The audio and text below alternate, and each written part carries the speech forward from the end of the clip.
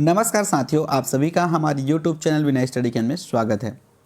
आज हम कक्षा 1 से कक्षा 5 तक के लिए मॉडल पेपर लेकर आए हैं जो पर्यावरण अध्ययन से संबंधित होगा। यदि आप हमारे चैनल पर पहली बार आए हैं तो प्लीज़ हमारे चैनल को सब्सक्राइब कर लीजिएगा, बेल आइकन को प्रेस कीजिएगा ताकि आने वाले जितने भी वीडियो हैं उनके नोटिफिकेशन आप तक पहुँचती रहे। तो इसमें सबसे पहले हम निर्देश देखते हैं। निर्देश में क्या लिखा हुआ है उसे अच्छे से पढ़ते हैं। तो निम्नलिखित प्रश्नों के उत्तर देने के लिए सही सबसे उपयुक्त विकल्प चुनिए। तो इसमें विकल्प दिए हुए हैं, उसमें सारे विकल्प एक जैसे लगते हैं, तो आपको सबसे उपयुक्त विकल्प चुनना है। तो चलिए शुरू करते हैं। आज का हमारा पहला प्रश्न, निम्नलिखित में से कौन सा कथन आकलन प्रक्रियाओं के विषय में सबसे कम उपयुक्त है? ऑप्शन आप देखिएगा, उसके बाद सही उत्तर नीचे कमेंट बॉक्स में कमेंट कीजिएगा। तो चलिए ऑप्शन को आप एक बार पढ़िए, उसके बाद मैं आप लोगों को इसका सही उत्तर बताऊंगा। तो इसका सही उत्तर होगा जो कि सबसे कम उपयुक्त है, वो है ऑप्शन ए। बच्चे का निजी विवरण और व्यक्तित्व पृष्ठपोषण, जिसे फीडबैक कहते हैं, देना वांछनीय अभ्यास है। ये ऑप्शन जो है सही हो जाएगा और यही ऑप्शन जो है सबसे कम उपयुक्त है।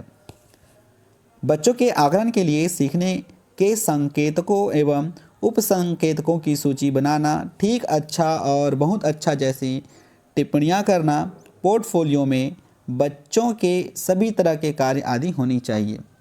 चलिए आगे बढ़ते हैं अगले प्रश्न की ओर। और हमारा अगला प्रश्न है, दिए गए प्रश्न को ध्यान से पढ़िए। क्या आपने अपने घर या स्कूल के आसपास जानवर देखे हैं जिसके छोटे बच्चे हैं? अपनी नोटबुक में उनके नाम लिखिए। तो चलिए, आपने देखा होगा, बुक में उसे लिखिए। इस प्रश्न के माध्यम से किस प्रक्रमण कौशल का आकलन किया गया है? देखिए, सबसे पहले बच्चे जो है जानवर को देख रहे हैं, जानवर के बच्चे को देख रहे हैं, तो वो क्या कर रहे हैं? अवलोकन कर रहे हैं। उसके बाद लिख रहे हैं, तो संधारित कर रहे हैं, रिकॉर्डिंग कर रहे हैं। तो इसका सही जवाब आपको प्रश्न में ही मिल जाएगा। तो चलिए ऑप्शन देखिएगा और सही उत्तर बताइएगा। अवलोकन एवं रिकॉर्डिंग प्रक्रमण कौशल के आकलन के लिए आप अपने घर या स्कूल के आसपास जानवर देखें जिसके छोटे बच्चे हैं, अपनी नोटबुक में उनका नाम लिखें। यह तरीका सबसे उपयुक्त है। तो इसमें सही ऑप्शन हो जाएगा ऑप्शन 4, अवलोकन एवं रिकॉर्डिंग। अगला प्रश्न, पर्यावरण अध्ययन की अंतःविषयी प्रकृति पर्यावरण मुद्दों को खाली स्थान द्वारा संबोधित करती है। ऑप्शन एक बार देखिएगा और कमेंट कीजिएगा सही उत्तर।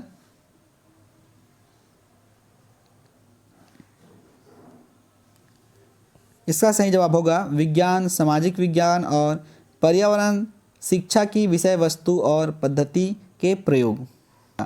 चलिए आगे बढ़ते हैं।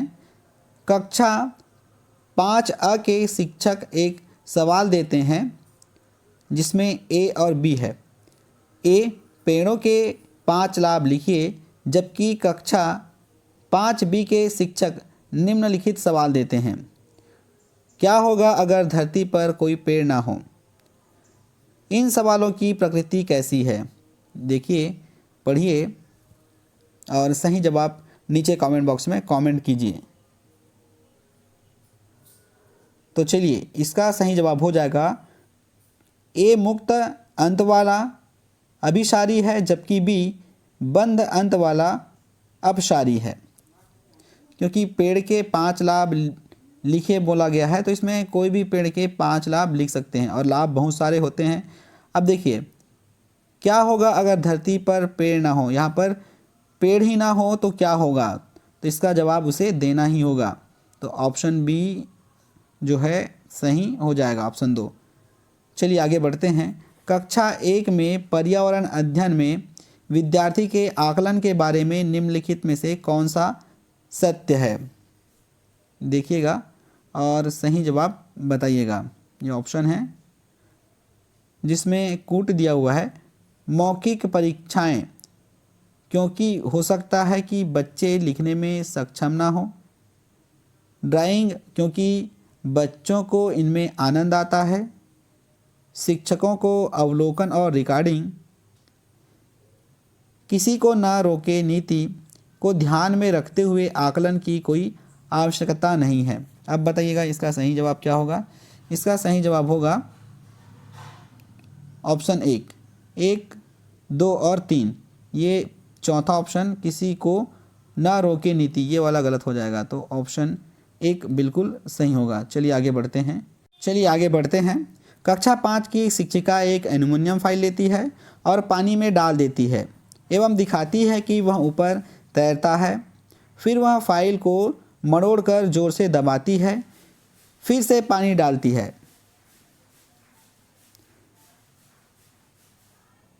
तथा विद्यार्थियों को दिखाती है कि वह डूब जाता है।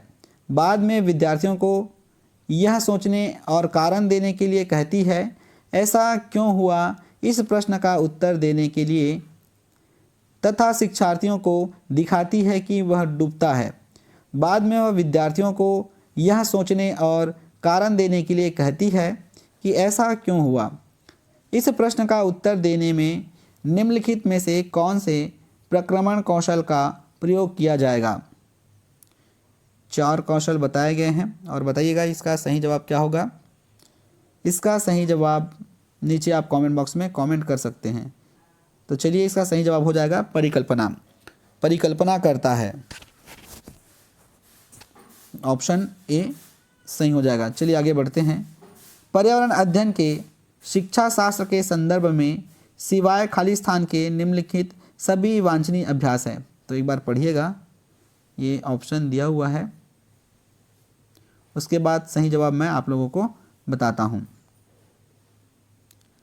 चलिए इसका सही जवाब हो जाएगा ऑप्शन 3, जिसमें वास्तविक अवलोकन के स्थान पर पाठ्य पुस्तकीय ज्ञान की श्रेष्ठता को स्वीकार करना पर्यावरण अध्ययन के शिक्षा शास्त्र के संदर्भ में वांछनीय अभ्यास नहीं है।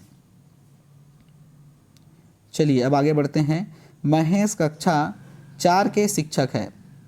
वे वृक्ष संरक्षण की अवधारणा पर शिक्षार्थियों को संवेदनशील बनाने के लिए योजना बनाते हैं। निम्नलिखित में से कौन सी एक गतिविधि इस उद्देश्य के लिए सर्वाधिक उपयुक्त है। चलिए ऑप्शन देखिएगा और उसे पढ़िए और नीचे सही जवाब आप नीचे कमेंट बॉक्स में कमेंट कीजिए। इसका सही जवाब हो जाएगा शिक्षार्थी को वृक्ष संरक्षण की अवधारणा के प्रति संवेदनशील बनाने हेतु उन्हें एक वृक्ष को अपनाने एवं उसका पोषण करने के लिए अभिप्रेरित करना सर्वाधिक उपयुक्त होगा। ऑप्शन 2 सही हो जाएगा। फिर आगे बढ़ते हैं।